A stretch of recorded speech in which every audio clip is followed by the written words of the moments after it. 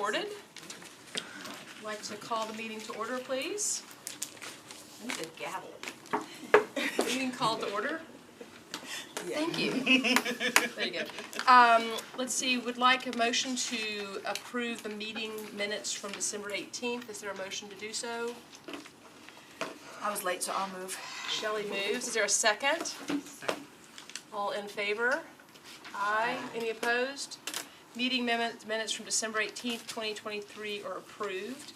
Also would like to open this to public comment period. I think we have a council person here with us. I do. I'm here, but can I speak on the agenda item when it comes up, or do I need to do it now? You can do it now or then. Which would you I'd like to wait, I think. You want to wait? Is that okay? If that works. Okay. Is there any other public comment? Seeing there's none, we're going to move on. And just for a matter of how we like to run these meetings, we've got items 4 through 7 for the board here that are amendments. So these will all be familiar. And then we have 4 new ones. And we have a child that needs to be picked up at 4:30, so we're going to knock this out. Right? And if anybody has a real burning desire to speak, you can do so for a minute or so, but then you'll have to just write down what you think about it. Right? Okay. All right. So item number 4, amendment preliminary approval, consideration of the request for Shelby Housing 2 LP for an amendment to its preliminary approval of the issuance not to exceed 70 million multifamily housing revenue bonds in one or more series. Who's here to speak for the group? Hi, my name is Brian Drovnik. I'm the Director of Development at Holiday Ventures. Thank you for your time and consideration this afternoon. So we're before you again with what we call 4th and Shelby, or Shelby House 2 LP. It is 287 units of affordable multifamily housing. 70% of those serve units at 30% AMI. 112 at 60% AMI, and the rest 105 at 80% AMI. Bedrooms range in size from approximately 500 square feet for the studios to 725 for the 1 bedrooms and 925 for the 2 bedrooms. The rents range from anywhere $979 to $1,475 on the studios, $1,048 to $1,511 on the ones, and $1,255 to $1,685 on the 2 bedroom units. And in terms of amending your amount, can you talk to that? Yes, so I think like everyone else in our world, the continued increase in construction costs, the inability to get materials and various components necessary for these buildings have driven the cost far beyond anything that any of us have ever experienced. And you know, this was before you last August, I believe. In the interim, we have seen this happen yet again. And it is going to the point where multiple developers returned awards at the end of last year to THDA simply because they could not get their financing partners comfortable with the structure and with the amount of bonds that have been allocated. So we are before you asking for a large amount of bonds, but this is really to cover those contingencies so that we don't have to come again. Questions from the board here?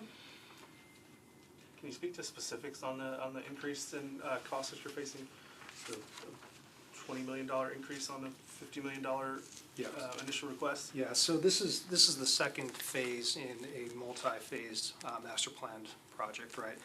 The first phase involves structured parking garage, 558 stalls, 70,000 square foot nonprofit center for Samaritan Recovery Community, our partner, and 195 units of affordable housing. We have watched that deal increase exponentially in cost during its construction to the point where we have had to identify, I think it's about $8 million of additional funding after we have closed. The cost of materials is extremely expensive. You cannot cheapen these deals, right? You have to make them durable. They have to be resilient. These are highly energy efficient. That helps with our utility costs. It helps the tenants with their utility costs, and it helps with the longevity of the projects. We are owners in this deal with Samaritan Recovery and Evergreen Real Estate for 30 plus years. So we have to project ahead and not have something that's going to eat through our reserves in year 15. At the same time, it's a very, very tight urban site. I mean, this will be sidewalk to sidewalk. So it's a complex construction project for the GC that we hired to build it with a lot of nuance to it. So it's, we came in the fall feeling fairly comfortable. We watched everything escalate and said, okay, this is a different animal now. You guys were initially approved in August, is that correct? Yes. Okay. So that was 43 million in bonds, I believe. So seems like a 40% change in 6 months or so. Yeah, no, as I said, this is to cover. We don't want to come back again. I do not anticipate needing that much, but we continue to be surprised. Everyone is. Right? One thing I was a little confused about in our executive summary, it talks about how affordable pricing begins with units ranging from 20% and up, but then in the unit breakdown, the affordability floor is 30%. Right, so we have 70 project-based Section 8 vouchers that were committed by MDHA to this project. The way that they underwrite those is at 30% AMI. In reality, those households can earn zero. It can be a 0% AMI household. The voucher will pay their rental costs. Okay. Any other questions for the board? We'd like to open this up for a public hearing, so if anybody would like to speak towards this project, please do so now. Seeing that there's no one wanting to do so, we call for a motion. Please, anybody want to move to approve this? I move to approve. Second? I'll second. Shelley seconds. All in favor? Aye. Any opposed? So approved. Thank you. All right, moving quickly along here. Amendment preliminary approval listed on our list is number 5. Consideration of the request of Madison Station Phase 1 LP for an amendment to its preliminary approval of the issuance not to exceed $65 million, multifamily housing bonds in one or more series. Yes, please. Hi, my name is Josh Haston with LDG Development. Thank you guys for hearing me. This is not the first time we've been here before. Hopefully this is the last time with this project though. Similar to Mr. Dropnik, just want to reiterate there's been a massive increase in cost with this particular project. Anticipating questions here, it was honestly a bit of an underestimate about how much the site work and utility cost is going to be. With this particular project, it's part of a larger master plan development that requires putting in a really wide 76-foot right-of-way through the center of this project, which is curb gutter sidewalks, in addition to bike lanes and all sorts of street light infrastructure, which is really expensive. And so we just whiffed on that cost a little bit, in addition to other costs that we've seen escalating as it's just continuing to go up. Any questions? Oh, the public hearing. Anybody in the public wish to speak towards this endeavor? Seeing that there's none, we'll open it up to the board for questions. Questions or comments from the board? I have a feeling we're going to have a theme today. Is there a motion to approve? I'm I would second that. All in favor? Aye. Any opposed? Nope. Okay. Approved. Thank you. All right, number 6 on our list, amendment preliminary approval, consideration of request of Headcore Investments for an amendment to its preliminary approval of the issuance not to exceed $38,500,000 multifamily housing revenue bonds in one or more public series. Would anybody like to speak to this from the public? Yes. Ryan Rogers with Headcore Investments, and thank you for having me here today, or allowing me to be here. This is a request to increase the allocation by $3.5 million. We are at the tail end, we're at about 75 to 80% complete with the construction of the development.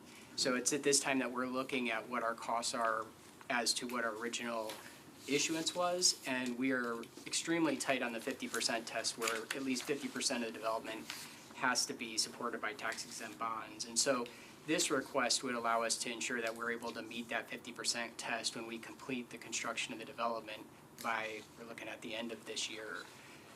This issuance, as you can see, was made back in 2001, which is one of the worst times you could probably have started development of 2021 because of the increases that happened year over year. And that's essentially what we dealt with, is having those increases, like you've heard, in construction costs and labor. But we're at a point now where we want to make sure that we meet the test so that the development is qualified as an affordable development.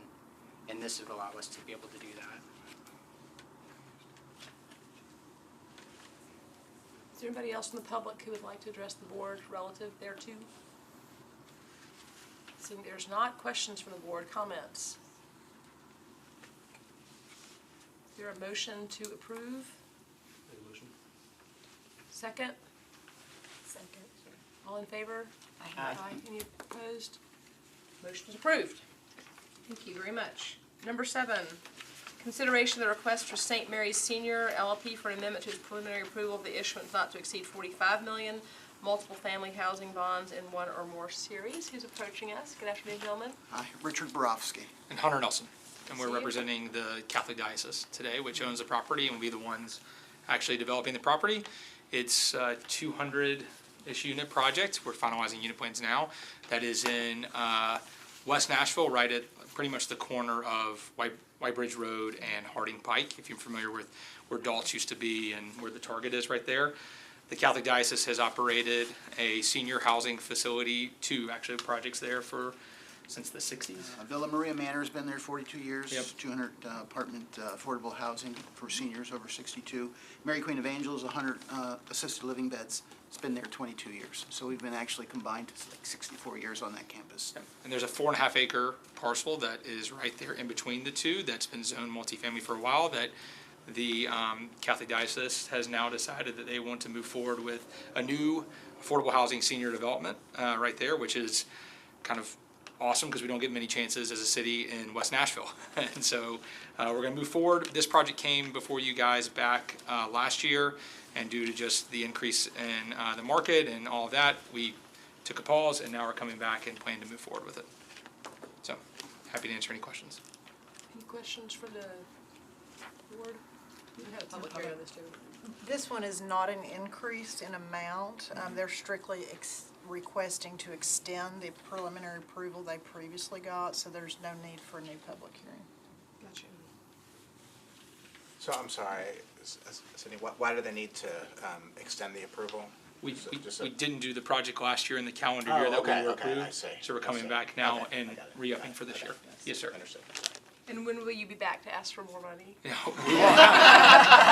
I told them all not to come back. I mean, we might as well go ahead and get it on the calendar. I better not see them back here. Thankfully, those, as everyone alluded to, the hockey stick curve of cost increases is over. So. Can we get that in writing? Yeah, well, fingers crossed we won't be, but it's been a consistent, these guys are before you now. Everyone has been before you before that, and it's not just a Nashville jurisdiction, it's in every community that we've had to do these in. Speaking we, as an industry, so yeah. Any other questions from the board? Is there a motion to approve? I move. Any second? Second? All in favor? Aye. Any opposed? It's approved. Perfect, thank you. Thank you. Hopefully you don't see us again. The next four are preliminary approvals. Number 8, consideration of the request of WCO North River LP for preliminary approval of the issuance not to exceed 55 million in multifamily housing revenue bonds in one or more series. And do we have someone from the public who would like to address? Yes, hey, I'm Elsie Wallace. I'm here on behalf of Elmington Capital to present this project. This North River development is a 232-unit project located behind Clarksville Pike. We have another project under construction there for 250 units that the board has approved, and we will be delivering units for that project at the end of this year. So this is a phase 2 of that project.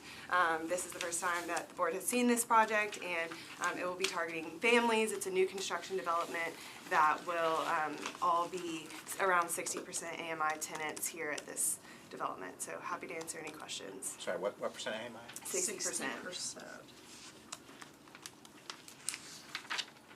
Could you do a breakdown, because you said 232, so Yes. not 240 units? We're still in the finalizing phases of the site plan, so it should be anywhere from 230 to 240 units. Oh, okay. And there'll be 1 through 4 bedroom units.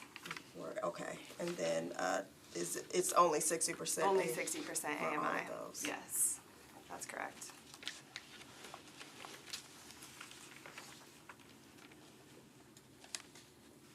Other questions from the board? What's the access to public transit? Yeah, that will be right along Clarksville Pike. So there is a bus stop just right outside of our Clarksville Pike development, and we will be sharing some amenity spaces, but this project will have its own amenity spaces as well. But we're developing the whole road structure off of Clarksville Pike and along the Curtis Avenue that is directly behind this site as well. Any questions for the board? And how are you getting the information out? Because I saw that you were fully leased in that for the previous one. So how are you getting the information out again? What is y'all's strategy?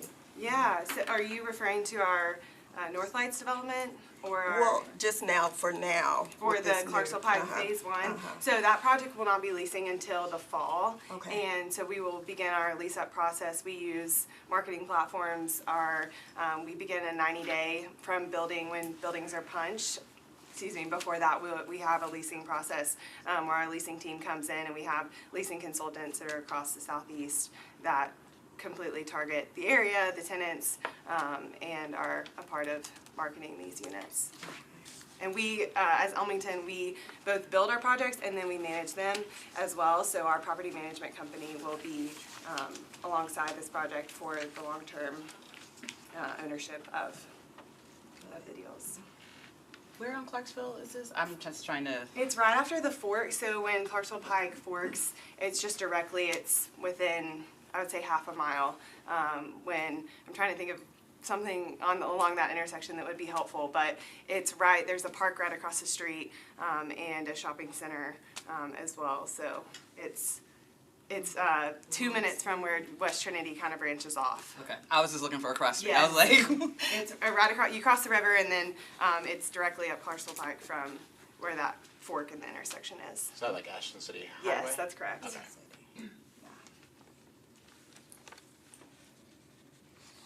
Any other questions from the board? Is there anyone from the public who would like to address this endeavor? Seeing that there is no one, would someone like to move to approve? I'll move to approve. Thank you. I'll second that. All in favor? Aye. Any opposed? All right, approved. Thank you. Let's see. We have number 10. Am I right? 10 Yeah, or 9? nine. 10? Nine. 9. Number 9, preliminary approval. Consideration of the request for ECG Trinity Flats for preliminary approval of the issuance not to exceed 55 million multifamily housing revenue bonds in one or more series. And who'd like to address this? I'm back. So familiar. You made it all the way back, right? So this is a project, it's 250 units. This one will be 2, 3, and 4 bedroom units as well, all 60% AMI tenants. We are targeting families here, and it's a new construction development. This is a part of a master plan development, and we are a portion of that in just the apartment phase. There's 3 buildings within the site plan, and our typical amenities will be included here. This is just 3 minutes away from a project that we have fully leased up called North Lights, and that project leased up within 40 days. So we're really excited about another project along this West Trinity corridor. Questions from the board?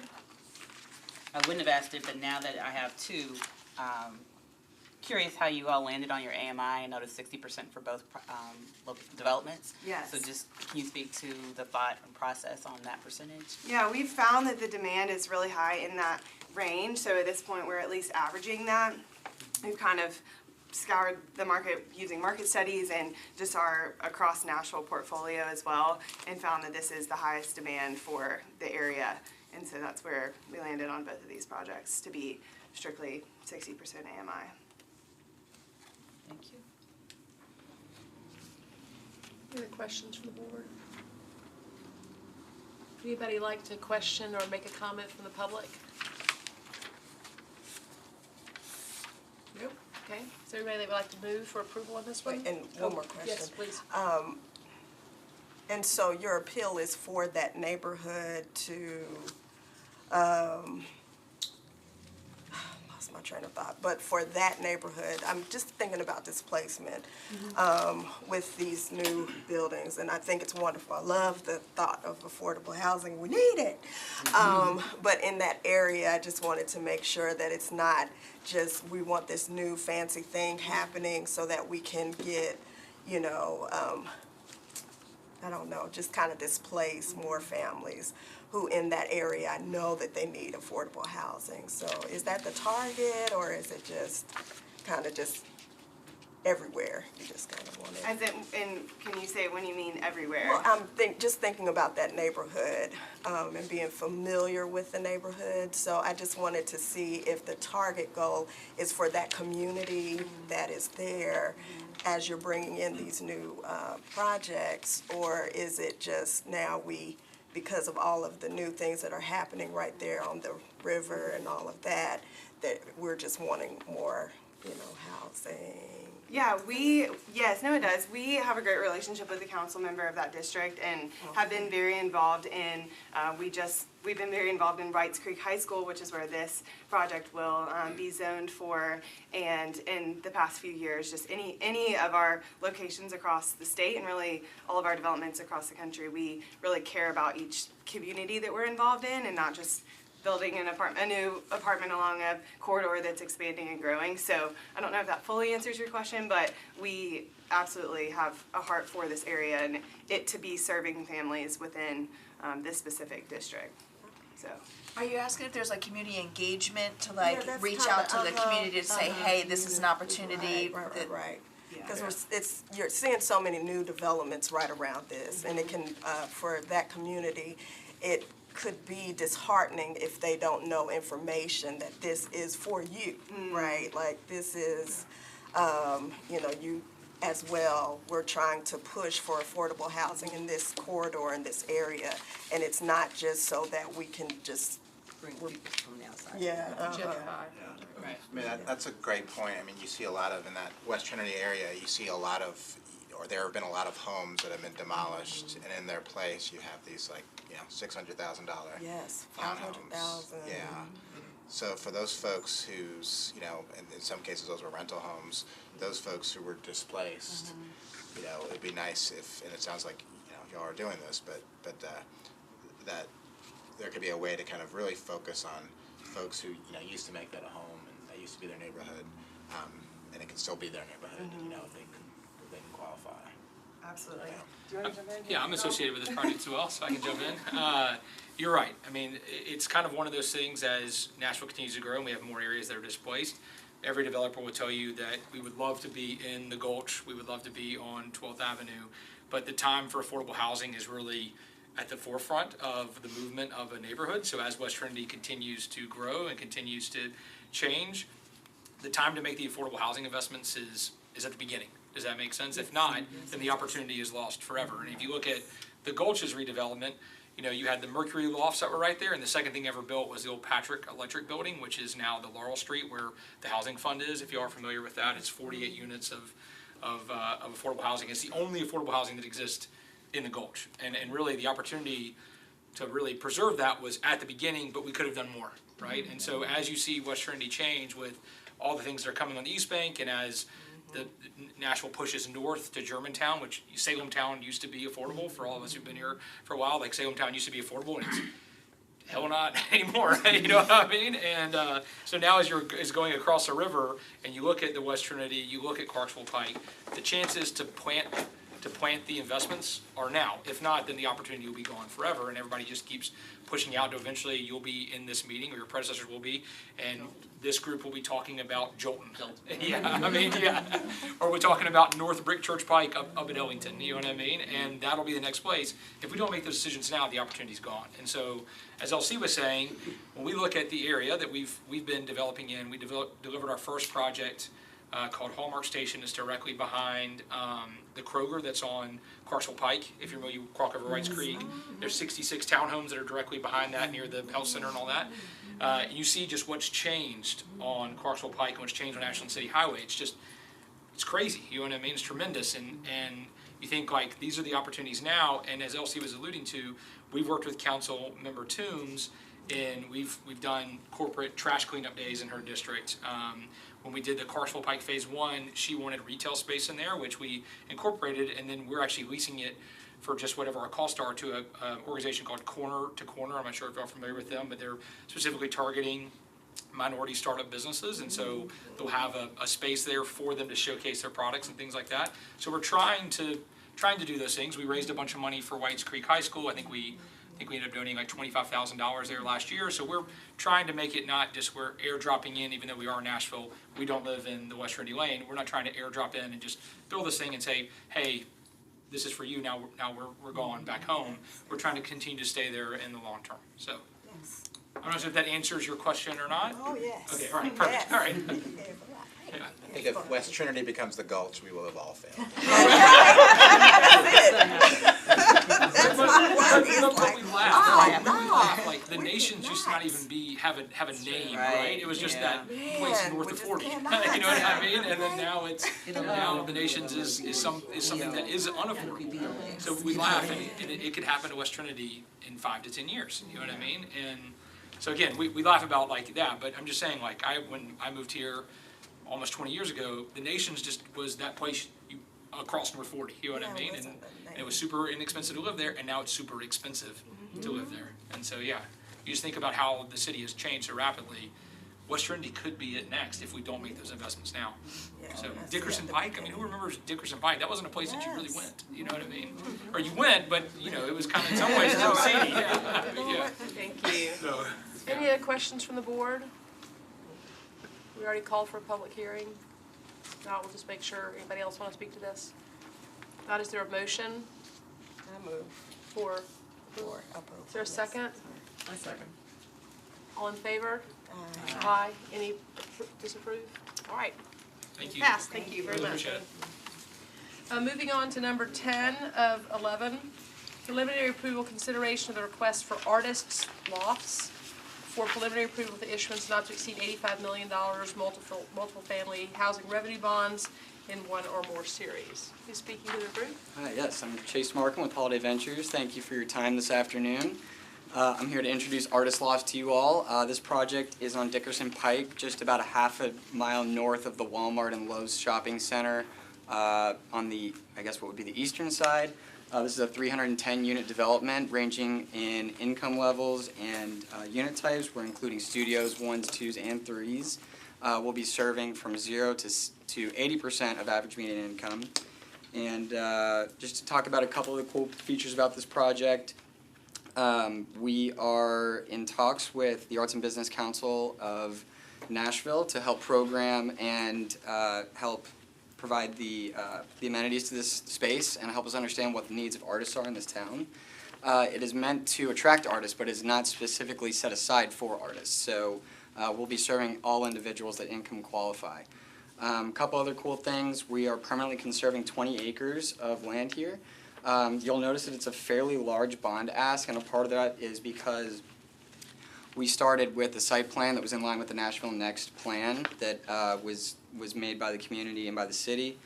And when we presented to the community, they didn't like it. So we moved it basically back from the single-family portion. There's in the back of the site, it's more close to single-family. We brought that closer to Dickerson Pike, which went from surface parking to a parking garage, as well as including child care services on site as well.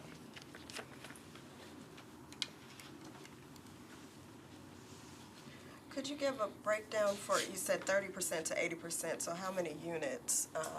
What is the percentage? Yeah, great question. So at between 0 and 30, we'll have 78 units. At 60%, we'll have 117, and at 80%, we'll have 115. And those are spread out among the bedroom types. So each AMI level will have a variety of studios, 1s, 2s, and 3s. I'm curious, how did you get the community feedback that led to this revamping of the? Yeah, that's a good question. So when we started this concept back, I guess this has probably been a year and a half ago now, with the council member, we really wanted to get the community's feedback on what they wanted for this site. A lot of the neighbors that are on Due West Ave up there have been there for a really long time, and they've really been in touch with this site.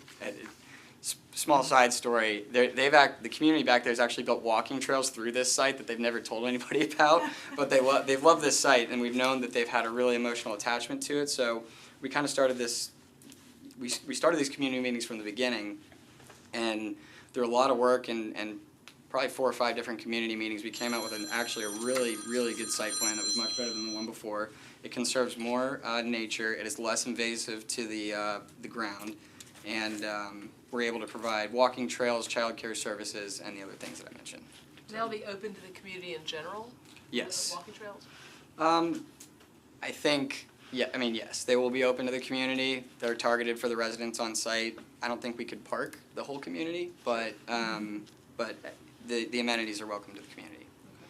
Oh, and I also noticed there was, you all had submitted the Amazon term sheet.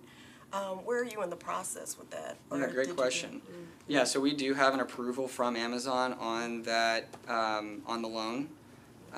We're still in the stages of working through that and signing up the contract, but we do have an approval in hand from them. Can you kind of refresh my memory, and this might have been in the materials and I might have missed it, but like how it's determined, if somebody's an artist, like how's that sort of vetted? Yeah, so it's not, we're not really gonna be considering a vetting process. It's more of, we see just an opportunity to provide affordable housing for artists where they can have space on site to display their art, maybe find a job. Our amenities will be much more tailored towards artists. Instead of having a pool, we'll have podcast rooms, dance studios, and stuff like that. So, we're not discriminating against anybody who's not an artist. We're just promoting artist living. Okay. Any other questions for the board? So all of the units are affordable, going from the 0 to 80%? Correct. And just to clarify on that point, this is just for the multifamily. This is actually a portion of a master phase development that will include single family, of which I think 15 right now are set aside for first-time home buyers. So the goal is for these individuals to be living in the affordable housing, in the for rent, and be able to afford a home on the same property. That would be a separate bond request? Probably not a bond request, just a completely separate transaction, but all part of the same development. What are the numbers that are thrown around right now for someone to buy their first home? That's a great question. So the way they calculate that is based on the monthly payment that they have. It needs to be in line with the rents they're paying. So right now with interest rates, it needs to be really at like $215, but I think we're seeing that it's closer to 300, between really 300 and 350 is when what is the price that these first-time home buyers are purchasing. So yeah, it's pretty wild. Let's see, any other questions from the board? Let's open this up for a public hearing. Anybody like to speak on behalf? Seeing that there is no one, let's bring it to a vote. Would anybody like to vote and make a motion to approve? I'll move to approve. Second? A second. Shelley seconds, all in favor? Aye. Any opposed? Motion passes. Thank you. You're making record time here. Everybody's gonna get a gold star. Did you bring the gold star, Cindy? All right, number 11, preliminary approval, consideration of the request for EC Burning Tree for preliminary approval of the issuance not to exceed 35 million multifamily housing revenue bonds. Who is here to speak on behalf? Hi, I am Burning Tree? Lisa Toller with Properties Involved Communities. We purchased Burning Tree Apartments in December of 2021, existing 100% LIHTC property, 1, 2, 3 bedroom units, 60% AMI. We are undergoing a pretty extensive rehab, both interior and exterior rehab to the property. Preliminary estimates are we're at 32 million in bond proceeds, and that's why we're asking for 35. We want to be able to give the property all that it's due. It needs some extensive work, and just want to make sure we've got it covered.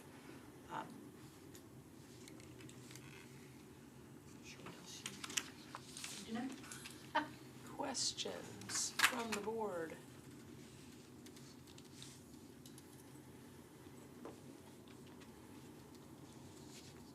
Okay, so it's renovations, and so then, for the people that are living there, we always like to find out what happens to them while they're. Certainly, yeah. We, Involve is, we've been doing this for a long time, and we've got relocation down to a great science.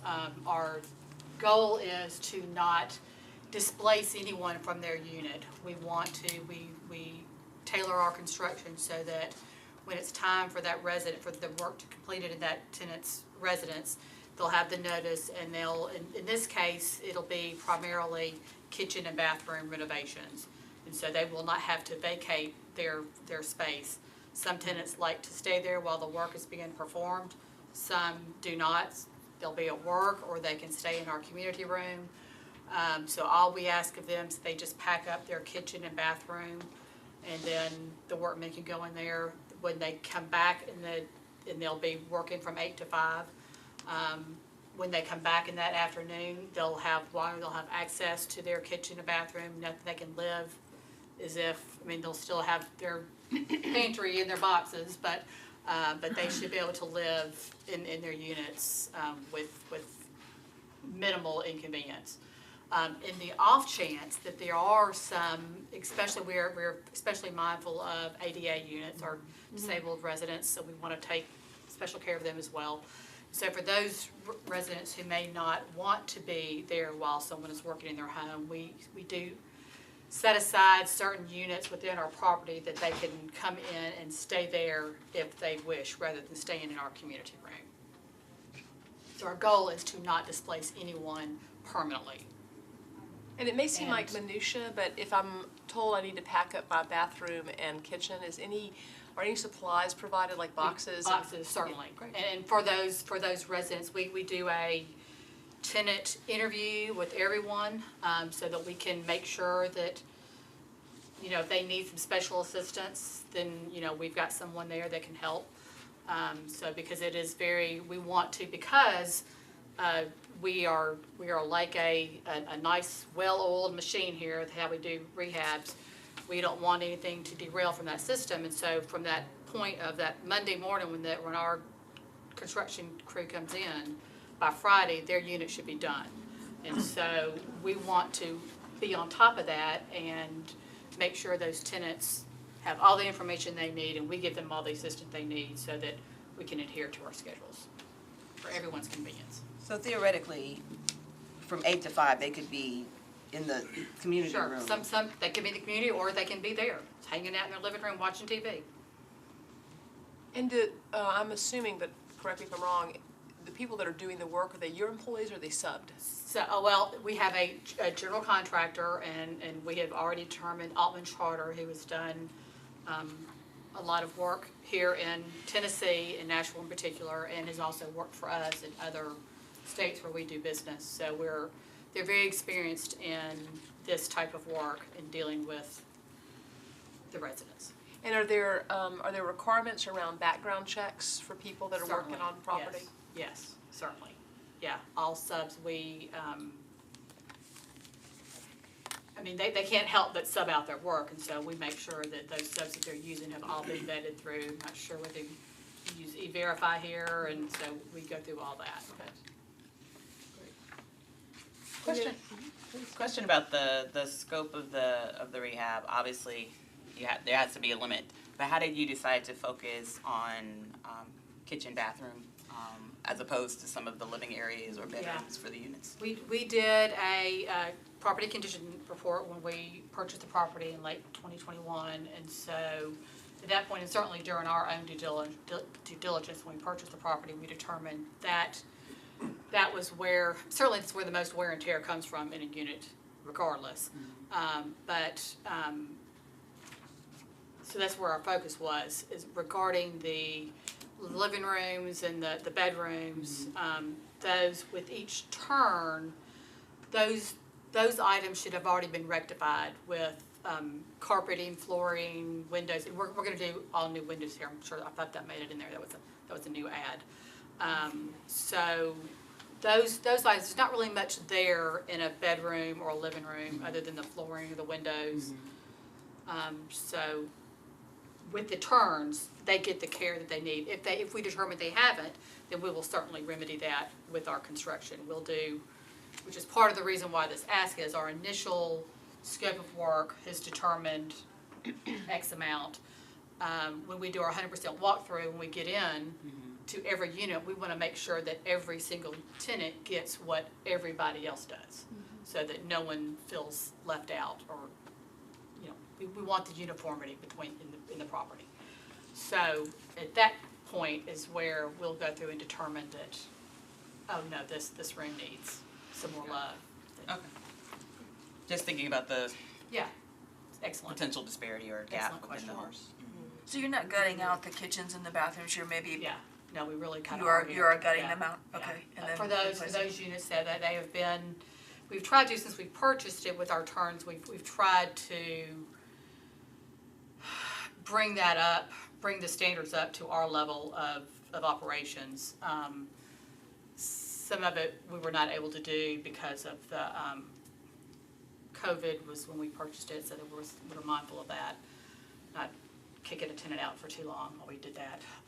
But for this case, we have determined that we think the kitchen and the bathrooms are all gonna be gutted with new cabinets, flooring, counter, on new appliances, fixtures. So it's easier to gut. So are we talking like extreme makeover edition, like on each apartment, like you're trying to like, so that somebody can come back in and take a shower the next day, or like when they? Without a doubt, yeah, yeah. And no rent increase. No rent increase. Other than the typical AMI bumps we get as a matter of the annual. Any other questions or comments from the board? I'd like to open up for a public hearing. Is anybody like to address this endeavor? Hello. Yes, ma'am. I'm Erin Evans. I'm on the Metro Council for District 12 in Hermitage, and I represent the area where Burning Tree is located. And so I'm here, I think, in support and also just some conversations that Ms. Toller and I had yesterday. We had a very good conversation about Burning Tree's intention and where they're headed, you know, if they're approved for this process. And I think the biggest thing that I had brought to Ms. Toller's attention really was not anything related to the bond conversation. Questions about displacement, so I really appreciate you all asking those questions with applicants that are coming through, because I think that's really important, because ultimately I've had one project that came through this process last term, and so I got to see it all the way through to residents calling me and complaining about work that wasn't done appropriately or correctly. And so that I feel hopeful that will not happen in this particular instance. But this is a property that has historically been very challenged. I think it has improved a lot under this ownership.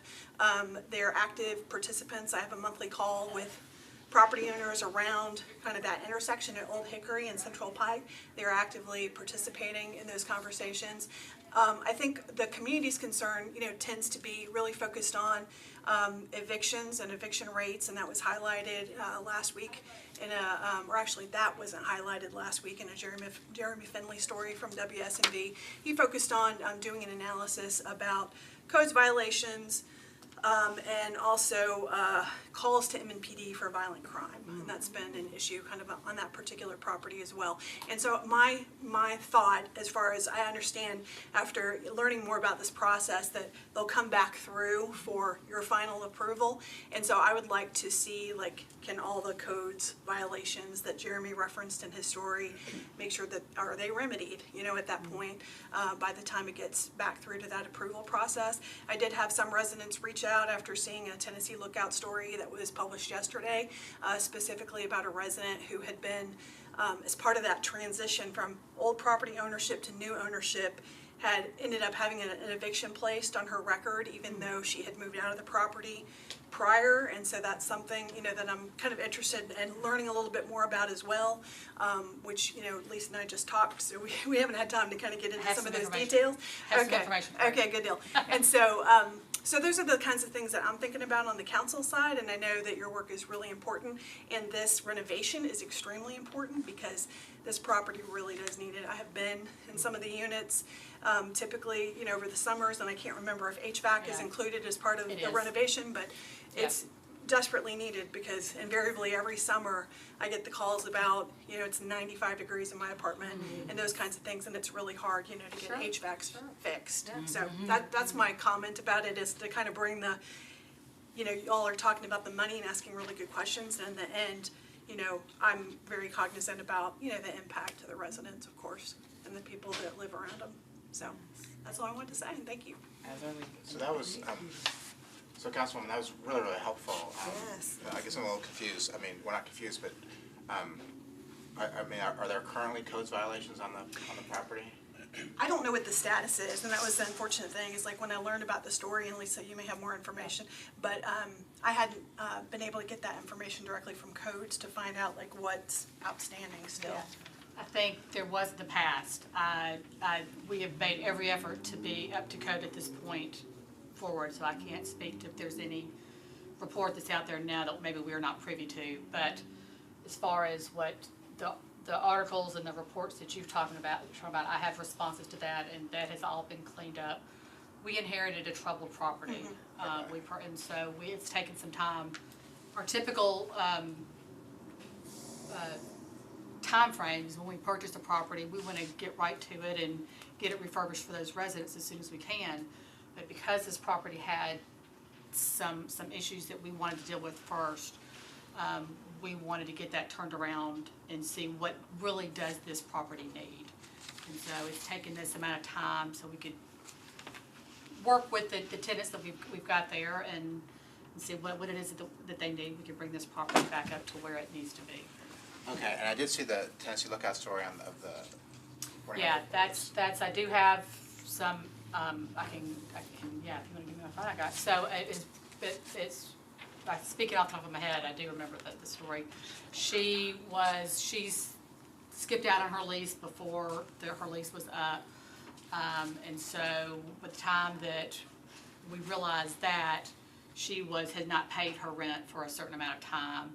And she had already left, so she was right in that she left before, she was evicted after she had already left the property. The problem was she didn't pay her rent, and so we were owed several months of rent, and that was the way our attorneys had told us to put that out there so that in case she could, if she wanted to come back and pay us, we certainly weren't gonna hold that against her. So, and she didn't. So, I have a question. I'm trying to figure out how to do it really quick. So we do a certain portion of approval for the project, and other entities do other portions of it. We're in the process of figuring out how we dance together, I think we talked about before. But I do know that a council person has had an issue, and you brought it up with ADA quarters,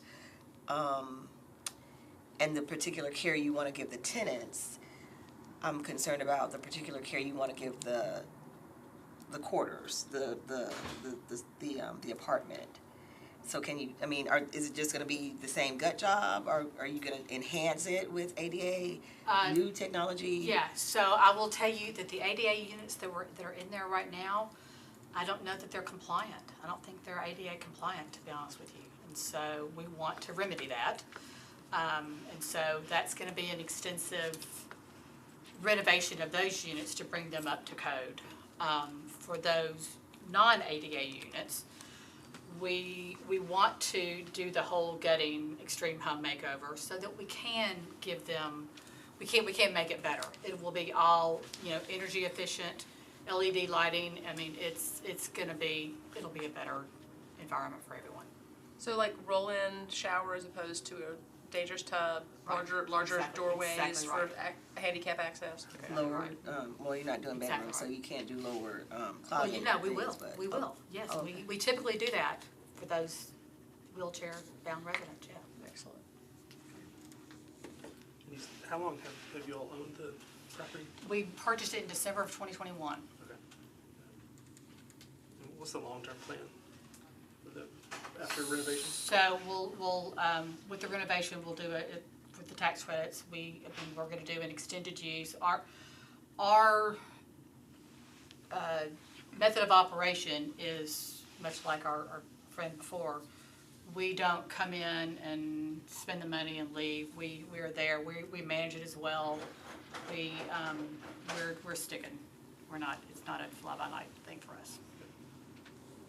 So definitely the 20 years. Thank you.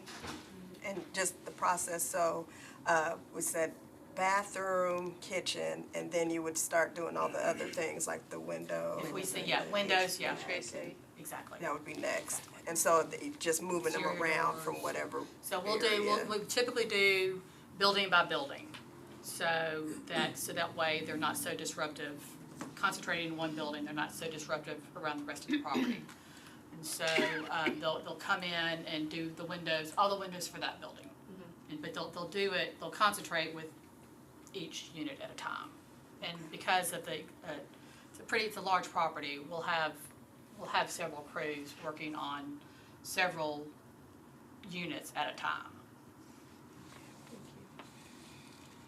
So I just wanted to refresh my memory and go back and look at the tenancy lookout story. Yeah. And she mentions in the story that she tried paying her rent by folding it up in an envelope and then putting it in a mail slot, because she said looks like nobody would answer the door at the rental office. We don't need to kind of like go back and forth on this, but I guess you'll be coming back in a couple, whenever we have our next meeting. Can you just kind of provide, I just feel really uncomfortable kind of reading the story about what Sure, what yeah, happened.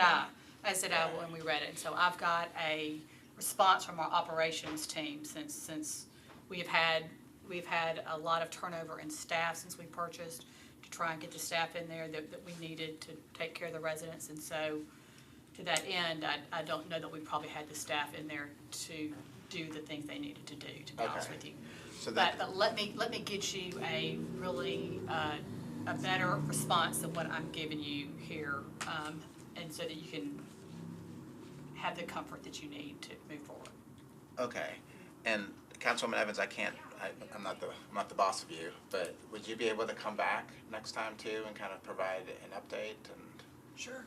Okay, I mean, if you can't, I totally, like I said, I'm not your boss, but.